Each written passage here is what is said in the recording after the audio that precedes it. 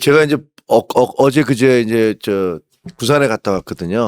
부산에 가서 이제 분위기가 어떤가 좀 보러 갔었는데 정말 부산에서 이제 큰 바람이 불고 있더라고요. 어떤 바람이죠? 아니요, 큰 바람은 이제 한동훈 지금 전 대표가 내려간 지 한 열흘 정도 되잖아요. 네. 근데 열흘 사이에 그 북갑의 분위기가 엄청나게 많이 바뀌었어요. 그리고 그 분위기가 지금 부산시장 전체 시장 선거에까지 영향을 미치고 있는 그런 현장을 제가 보고 왔거든요. 네. 근데 전재수 후보 같은 경우는 사실 본인의 개인기로 북갑에서 그 밭갈이를 엄청 해서 거기서 재선까지 된 거잖아요. 네. 그래서 전재수 후보를 좋아하는 사람들이 꽤 많아요.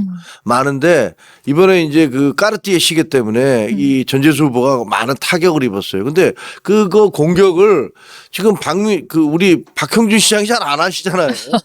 왜 안 오히려 하시는 지금 거예요? 예. 대놓고 그 한동훈 전 대표가 가서 그 공격을 하고 있단 말이에요. 그렇죠. 예. 그러다 보니까 박형준 시장 지지도는 좀 올라가고 네. 그 전재수 후보 지지도는 좀 떨어지는 뭐 이런 현상이 벌어지고 있고 이쪽에서는 지금 박민식 의원이 재선했던 분이잖아요. 그리고 떠난 지 꽤 오래됐는데 다시 와서 이제 밭갈이를 시작을 했는데 거기 또 이영풍이라는 그 KBS 기자 출신의 예. 그분도 이제 왔다 갔다 하시더라고요. 그 사무실도 얻고 그 다니고 있는데 준비를 하고 있네요. 예, 이영풍 씨는 그 이른바 극우 유튜버라는 얘기를 듣고 있는 분이시잖아요. 네. 근데 거기서 서정욱 변호사 얘기 들어보니까 자기가 공천 받는다고 당에서 방식을 못 믿으니까 뭐 예. 그런 뉘앙스로 얘기를 하더래요. 자기가 뭐 될 것 같다라고 얘기를 한다는데 뭐 한동훈 대표 측에서는 보니까 그 어떤 경우든 결국 3자 대결이 될 것이다. 네. 이렇게 예상을 하고 있어요. 하정우 씨가 하정우 AI 수석인가 이분이 이제 그 내려오는 것도 거의 기정사실로 그 생각을 해요. 왜냐하면 그 구포 초등학교 무슨 체육대회가 있는데 거기 체육대회에 지금 하정우도 온다. 예.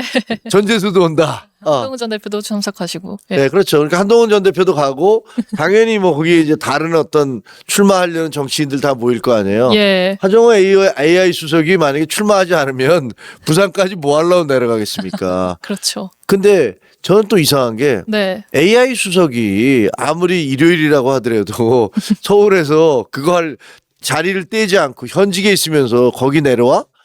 그것도 좀 모양새는 좀 이상하더라고요. 네. 그런 상황이에요 지금. 예. 참 말씀하신 이 체육대회도 흥미롭게 봤는데 오늘 아침에 또 기자들 사이에서 이 찌라시가 돌기도 했죠.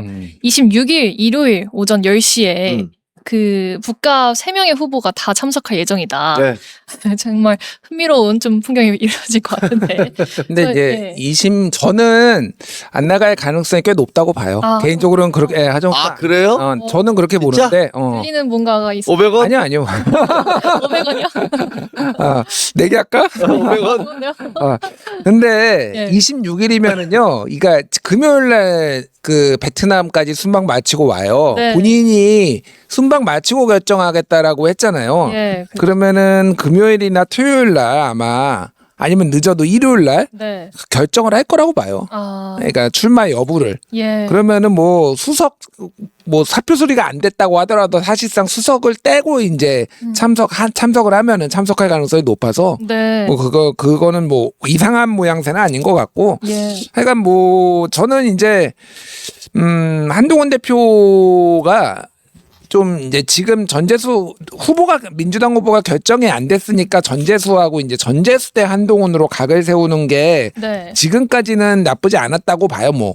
그런데 계속 그렇게 하는 게 맞느냐라는 생각은 들어요. 그러니까 네. 어쨌든 전재수 박형준이고, 그렇죠. 예, 뭐 하정우가 됐던 민주당 이제 한동훈이잖아요. 이게 좀 묘한 게 있는 게 지난해 대선 때 북갑 지역구에서 네. 김문수 후보가 득표가 51%였고요. 이재명이 40이었어요. 그러니까 11%포인트를 김문수가 더 받았어요, 여기서. 그 김문수 후보가 부산 출신도 아니에요. 맞아요. 근데 여기는 그러니까 보수세가 강한데, 원래. 예, 근데 그러니까 나이가 평균 연령이 높아요, 여기가 그러니까. 고령화대가 된 지역이라고 보면 될 것 같은데, 재작년에 그 서병수 의원이랑 붙었을 때, 전재수가 52% 받았고요. 서병수가 46% 받았어요. 자, 그러면 이재명은 40% 받고 예. 전재수는 52% 받았잖아요.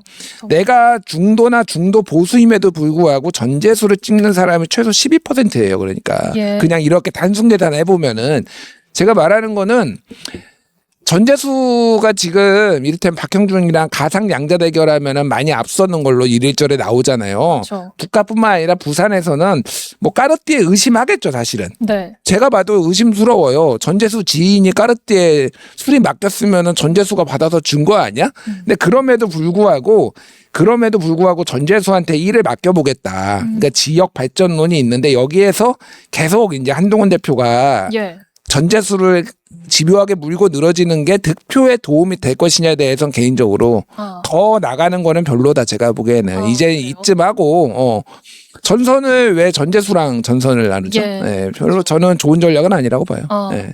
만약에 정말 하정우 수석이 안 나올 가능성도 지금 제기를 하셨는데 저는 나올 거라고 봐요. 그래요? 예. 왜냐하면 그 구포초등학교 그렇다면 뭐 해외 나가 있는데 구포초등학교에 출석한다는 뭐 그런 얘기까지 예. 그 운동회까지 온다. 뭐 생전 올 일이 없잖아요. 구포초등학교 나오지도 않았어요.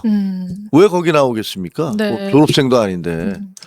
그거는 뭐 나온다고 보여지는 건데 예. 사실 지금 부산 북갑 선거는 그 단순히 북갑 선거가 아니에요. 네. 한 지역 그 국회의원 하나 뽑는 선거는 아닌 것 같아요. 그렇게 돼버렸어요 이미. 왜 그러냐면 지금 만약에 북갑에서 민주당이 당선된다는 것은 전재수 후보가 시장이 된다는 거잖아요. 결국 그런 분위기라면. 예. 그렇게 되면 지금 부산에 18석인데 이게 17석이 국민의힘이고 한 석이 지금 전재수 씨였어요. 예, 그렇죠. 그런데 만약에 시장이 전재수가 되고 북갑도 민주당 후보가 되면 그 부산이라는 보수의 방파제에 커다란 구멍이 뚫리는 거예요. 예. 총선은 2년밖에 안 남았습니다. 그렇죠. 아마 2년 뒤 총선에는 그 뚫린 그 두구로 그 구멍으로 엄청나게 파란 물이 몰려 들어올 거예요. 저는 드는 생각이 이번 만약에 북갑 선거에서 민주당이 이기잖아요. 그리고 전재수 시장 되잖아요. 네. 2028년 총선에서 부산은 파란 도시 됩니다. 그렇게 생각이 되어져요. 예. 그러니까 보수는 거의 괴멸할 거예요. 지금 대구도 지금 거의 휘청휘청 거의 망가지고 가고 있잖아요. 그렇죠. 그러니까 김도읍이나 곽규택이나 이런 분은 야 이거 지금 부산 진짜 큰일 났는데 이거 막으려면 한동훈 정도가 와서 이걸 막아줘야 된다. 누군가 방패막이가 있어주지 않으면 부산 2년 뒤 선거에서 우리 다 죽는다. 이런 생각을 할 거예요. 왜 제가 이게 그냥 근거 없이 하는 얘기가 아니라 예. 지금 우리 그 북갑 지역만 해도요. 네. 거기 그 시의원이 아까 구의원이죠. 구의원이 6명이거든요. 6명이요. 6명인데 3인 선거구 2개로 바뀐다고 그래요. 지금 2인 2인 선거구였는데 네. 3인 선거구에서 3명씩을 두 군데에서 뽑는데 민주당은 자기네가 2개 다 먹는다. 그러니까 국민의힘은 하나밖에 안 된다. 예. 그래서 구의원이 국민의힘은 2명, 민주당은 4명이 될 판이다. 그런 분위기예요. 지금 현지에 가보니까. 네. 거기만 그런 게 아니고 부산 시내에 지방선거에서 상당수의 구의원들 그리고 시의원은 다 민주당이 가져갈 가능성도 있다. 이렇게 얘기하더라고요. 예. 그게 수도권만 그런 줄 알았어요. 저는. 부산은 그래도 여기는 보수 도시인데 예. 말이 돼? 근데 가보니까 안 그렇더라고요. 그러니까 거기 구의원이나 시의원들도 정말 두려운 거야. 누군가가 하나 와줘서 예. 보수의 바람을 불러일으켜줘야 되는데 이게 안 되면 우린 다 죽는다 이런 생각을 하는 거예요. 그래서 한동훈 대표 오기를 되게 원하더라고. 와서 바람 좀 불러일으켜줘. 부산 전체에서 이 나비 효과를 좀 일으켜줘.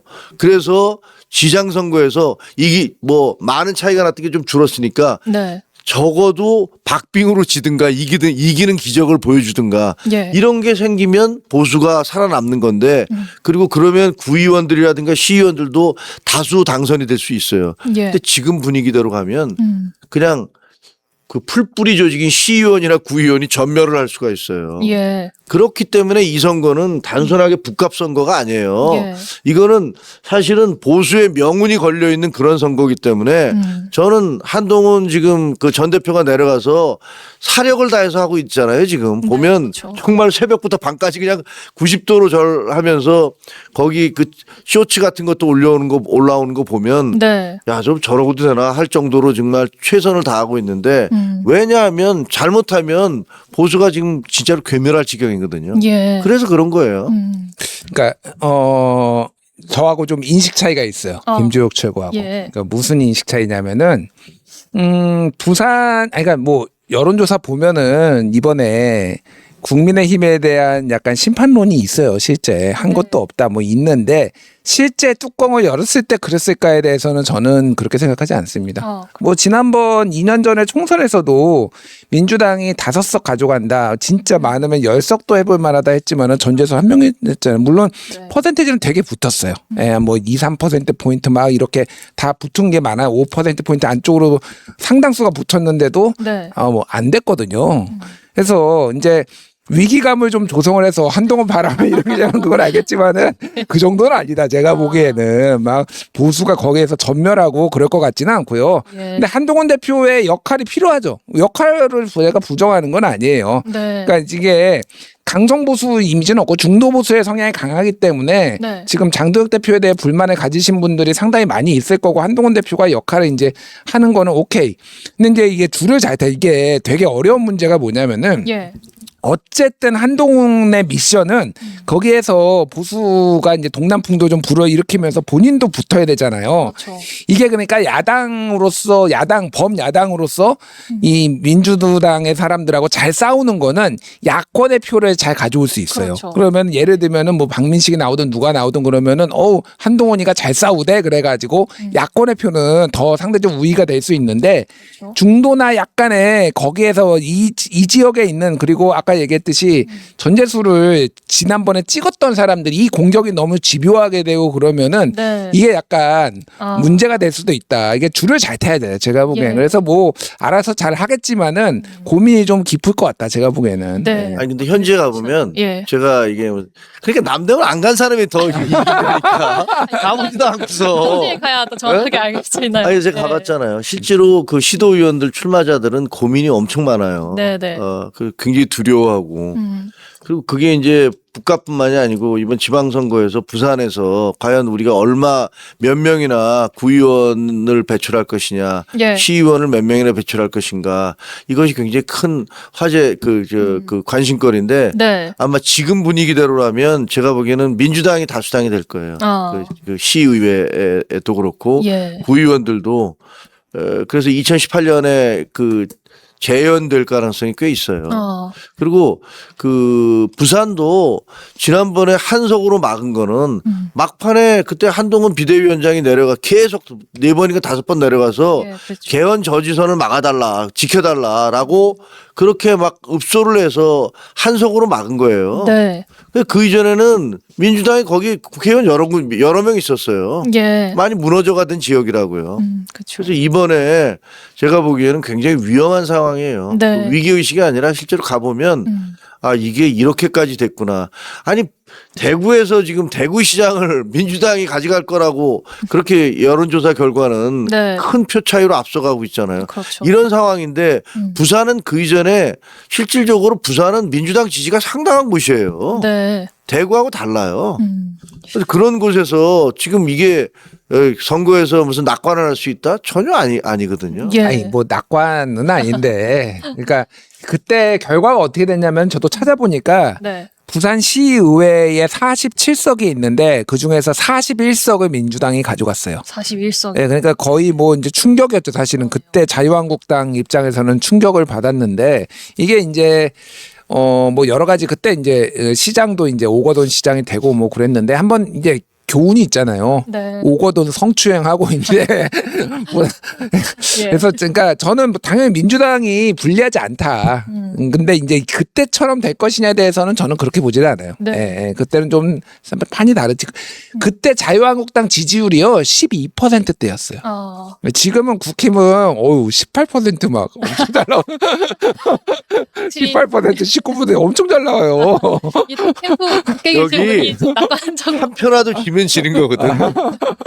소선 거고 아세요? 예. 한 표라도 지면 지는 거예요. 아니, 쉬운 선거는 아니다. 안전하게 아니 잘해서. 도대체 지방선거에서 아이고 3인 선거구에서 2개를 민주당이 가져가고 거기서 하나 하게 되면 네. 그러면 구의원들 거의 진짜 부산이 파랗게 되는 파랗게 되는 거예요. 예.